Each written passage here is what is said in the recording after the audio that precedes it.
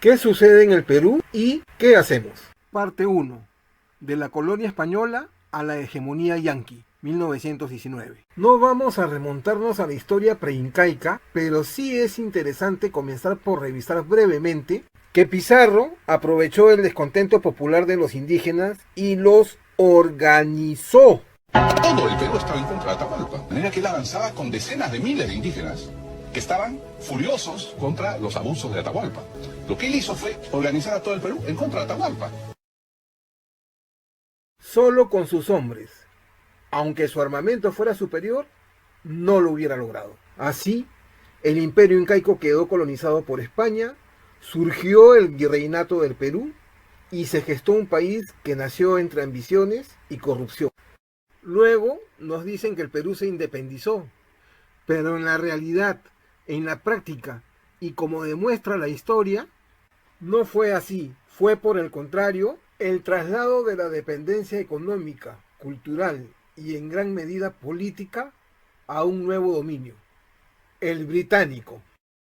Y con la colaboración de líderes hoy martirizados, cuyas consignas principales no fueron tan patrióticas como personales. Porque para llevar adelante las campañas de la independencia se necesitaba dinero. ¿Y quién lo financió? Fue Inglaterra. Pero obviamente eso no fue ni altruista ni caritativo, sino interesado. Fue una inversión. Los países hispanoamericanos quedaron entonces independizados de España, pero empeñados a Inglaterra. Y ésta recuperó con creces su inversión durante los primeros años republicanos a través de quienes fungieron como sus virreyes desde el protectorado de San Martín hasta el final del civilismo con José Pardo a inicios del siglo XX. En ese proceso se generaron compromisos por montos exorbitantes que el Perú y los países hispanoamericanos terminamos pagando con dinero, tierras productivas y diversas concesiones. Son emblemáticos los contratos de la casa Gibbs, que controló el guano de las islas y el salitre. El contrato Grace, que otorgó los ferrocarriles, elemento clave para su hegemonía. Y la London y Pacific Company en La Brea y Pariñas, a quienes se privilegió omitiendo durante décadas el cobro del canon y la remensura de las que finalmente resultaron ser 41.614 pertenencias, que durante años quedaron registradas como 10. Como en la actualidad, ese entreguismo no fue uniforme, dado que el Perú es un país rico en recursos naturales e Inglaterra, con sus aliados, los civilistas, no era la única potencia. También hubieron otros interesados, tanto externos como Francia e incluso Alemania, e internos, como Nicolás de Piérola, fundador del Partido Demócrata, que intentó favorecer a capitales franceses con el contrato Dreyfus. Lo que sumado a otros factores, inclinó la preferencia inglesa hacia Chile, que representaba mejores y mayores garantías para su usufructo del guano y el salitre. Así, en 1879, sucedió la Guerra del Pacífico entre los aliados Perú y Bolivia, que debimos soportar las arremetidas de Chile, apoyado por el Imperio inglés. Así se desarrolló este período de la historia del Perú, que como se ha dicho, duró hasta principios del siglo XX. El período 1904-1908 es muy interesante porque, siendo presidente el civilista pro-británico José Pardo, fue su ministro de Hacienda y presidente del gabinete ministerial el pro-yanqui Augusto B. Leguía, quien desde entonces se gestaba ya como el futuro primer virrey del próximo colonizador del Perú, Estados Unidos. Durante ese gobierno, en 1905, después de 15 años, se despertó sorpresivamente la inquietud por remensurar La Brea y Pariñas. Era obvio que no podían ser solo 10 pertenencias, pero hoy se hace notorio que toda esa presión favoreció el desplazamiento del control sobre el petróleo peruano de la London Pacific hacia el de la Yankee Standard Oil de Rockefeller. Esta es, entre muchas otras, una de las mayores señales de la preparación hegemónica estadounidense en el Perú. Finalizado el primer gobierno de José Pardo, A pesar de las marcadas discrepancias entre Leguía y el Partido Civil, este fue lanzado como su candidato presidencial para el período 1908-1912, confiando en que su permanente y arrolladora fuerza congresal sería capaz de controlarlo. Realmente no se equivocaron. En esa alianza tóxico-parasitaria tan común en el Perú hasta la actualidad, evitaron, por ejemplo, la construcción del ferrocarril a Ucayali, tan anhelado por Leguía y el empresario estadounidense Alfred McCune, gerente de los financieros Morgan, Vanderbilt, Frick y Hearst, quienes junto a los empresarios yanquis más prominentes de la época habían adquirido hacía pocos años los derechos de las minas de Cerro de Pasco, sobre las que basó Manuel Escorza su relato Redoble por Rancas, para establecer lo que inicialmente fue la Cerro de Pasco Mining Company y posteriormente la Cerro de Pasco Copper Corporation. Lo que no pudieron evitar fue que Leguía consolidara su traición inminente al Partido Civil, construyendo su propia red a través de amigos, familiares, disidentes cooptados por corrupción y alineando sobre todo a las instituciones policiales y militares para garantizar su permanencia en el poder, superando así a toda la oposición política. Entonces se trató de un gobierno que inició débil y a través de la corrupción y el autoritarismo logró fortalecerse lo suficiente para cumplir su período y sentar las bases para mantenerse vigente en el dominio del poder. Ante esas circunstancias, la sociedad civil peruana ya desde aquel momento necesitaba organizarse autónomamente para construir una alternativa política sana, pero eso no ocurrió. Todas las instituciones y todos los hombres le merecieron el odio o el desprecio más profundo. Con esas palabras describió Clemente Palma, hijo del célebre Ricardo Palma, el sentimiento de los peruanos por Leguía a la finalización de su primer gobierno.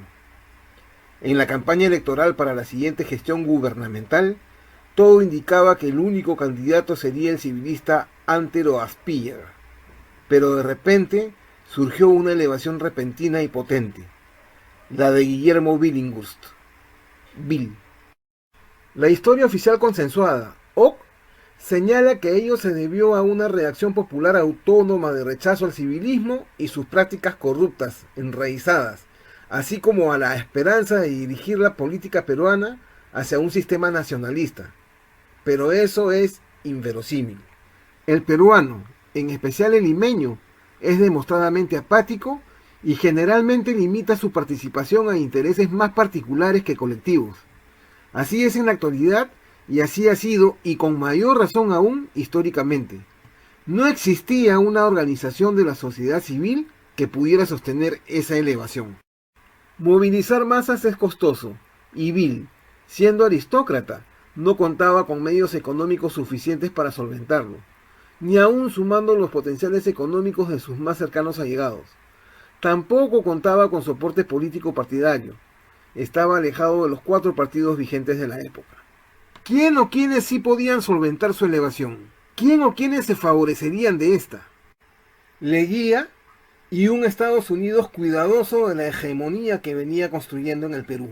Esto queda demostrado por las constantes reuniones que tuvieron ellos en Palacio de Gobierno, por la alianza también tóxico-parasitaria que permitió su elección congresal y la de Roberto Leguía como vicepresidente, las denuncias veladas e irónicas expresadas por Leonidas Hierodi y finalmente la secuencia histórica de los siguientes años. En cuanto fue elegido Bill, denunció el déficit que heredaba de Leguía, con quien cogobernó en tensión y contra quien atentó en julio de 1913, y así se inició un proceso de tensión política incómodo para todos. Se armó un cerco que inició desde la orden ilocutiva de Estados Unidos a su ministro en Lima sobre la intención de llegar a un acuerdo con Chile. ¿Cuáles son las probabilidades de su ratificación por el Congreso peruano? Que en realidad decía, vea usted que el Congreso no lo apruebe. No fue aprobado ni por el Congreso peruano ni por el chileno. Bill quedó acorralado desde todos los frentes. Se generó un psicosocial que lo acusó de pretender cerrar el Congreso y convocar a una asamblea constituyente, cosa que él jamás mencionó siquiera, pues tenía claro que no contaba con soporte alguno y fue removido. Su fiasco de gobierno, tan corrupto y autoritario como los anteriores, cayó a manos de Óscar Benavides, a quien la OP presenta como el Salvador que le devolvió al Perú la tranquilidad democrática. Pero en realidad, si a alguien le devolvió relativa tranquilidad, fue a Estados Unidos y a los partidos vigentes de la época, que luego de haberse unido en la consigna de derrocarlo, volvieron a su lucha encarnizada por los espacios de poder. La pugna se focalizó entre el leguísmo y el Partido Liberal, que de un lado pugnaban por el reconocimiento de Roberto Bob Leguía como vicepresidente de Bill y la exigencia de su sucesión presidencial, y del otro la facción tradicional civilista que exigía una convocatoria de elecciones. El leguísmo contaba con una mayoría insuficiente en el Congreso para consolidar su pretensión, pues sus opositores no permitieron que se lleven adelante 3 sesiones del Congreso para evitarlo. Benavides, que había sido destacado a Francia cuando Leguía fue primer ministro en el primer gobierno de Pardo, fue posesionado como presidente de la Junta Provisional de Gobierno instaurada el 4 de febrero de 1914, la cual estuvo conformada por representantes de los 4 partidos, entre quienes se repartieron las carteras de gobierno. Benavides en un inicio le fue funcional a la facción leguista. Ante la desesperación de no poder consolidar su presidencia, Bob tanteó al flautista sobre el apoyo a forzarla por una mayoría sin quórum, y este se lo negó. Bob no era gusto. Ello bastó para que Benavides se alineara y le permitiera a los antileguistas la trampa delictiva de secuestrar a más de 30 leguistas para asegurar el quórum en la 4ª convocatoria de sesión del Congreso e impedir el ingreso de cerca de 60 para asegurar la votación, y así aprobar la continuidad provisoria de Benavides para que se convoque a elecciones. Su gobierno se caracterizó por un desempeño económico deplorable en el marco del inicio de la Primera Guerra Mundial, supeditado a un Congreso plagado de aristócratas civilistas, por supuesto mucho más preocupados por sus propios intereses que por el bienestar y desarrollo del país. Aprobada la ley electoral, se llevaron adelante las elecciones como un mero formalismo, pues previamente los representantes de los partidos habían acordado, en la convención realizada el 28 de marzo de 1915, que la presidencia recaería en José Pardo, en una pugna de la que ha quedado registro de la participación de Augusto Leguía, donde todo sugiere que su grupo, unido a los liberales, fue determinante para evitar la presidencia de Pedro Muñiz del Partido Constitucional y la de Javier Prado, que emergía como líder de una tercera facción civilista. Las razones y la necesidad de que los peruanos nos organizáramos seguían aumentando. Tampoco ocurrió en esta parte de la historia, pero se podría explicar porque las oportunidades económicas y culturales de que ello ocurriera estaban en manos de aquellos a quienes no les convenía. Como era lógico, el gobierno de José Pardo siguió la misma línea que el de Benavides, durante el cual se había ordenado la remensura de las tierras de La Brea y Pariñas, resultando que se trataba de 41.614 pertenencias, no de 10. Se había generado una deuda de más de 32 millones de soles que indudablemente favoreció, como se ha dicho, la compra de los derechos por la Standard Oil International Petroleum Company, IPC, de Rockefeller. En el proceso de traspaso, ambas empresas unidas presionaron, incluido el corte de suministro, por todos los medios al gobierno y al Congreso, para que se condonara toda la deuda anterior, pretendiendo además 50 años adicionales libres, así como embutirle al Perú un préstamo tipo del 88% con intereses de 7 u 8% a 25 años. Esto quiere decir que el dinero que estas empresas le debían al Perú no sería pagado, sino que nos lo prestarían siendo el desembolso de 26 millones, pero la deuda de 30, y el retorno en 25 años de 80. Esto no ocurrió gracias a la presión ejercida por la prensa, que afortunadamente en este caso asumió una posición patriótica. Pardo evidenció así no estar a la altura de las pretensiones del flautista. El civilismo estaba fraccionado entre los sectores pardista, leguista y pradista, y por tanto la mayoría civilista en el Congreso era relativa. El oficialismo hizo todo cuanto estuvo en sus manos para manipular el proceso electoral del tercio congresal que se llevó adelante en 1917, pero no logró los resultados que esperaban. Mientras tanto, el virrey enfiló todas sus capacidades para emprender su retorno implacable al poder con el apoyo del flautista, que descargado ya de los inconvenientes de la guerra y convencido de que necesitaba en el gobierno peruano a alguien de las condiciones temerarias que su virrey ostentaba, es palpable que no escatimó en brindarle.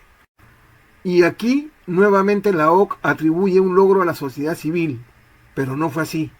No hubo una organización autónoma de la sociedad civil, todo fue inducido y ni siquiera se tiene la certeza de un triunfo electoral contundente de Leguía.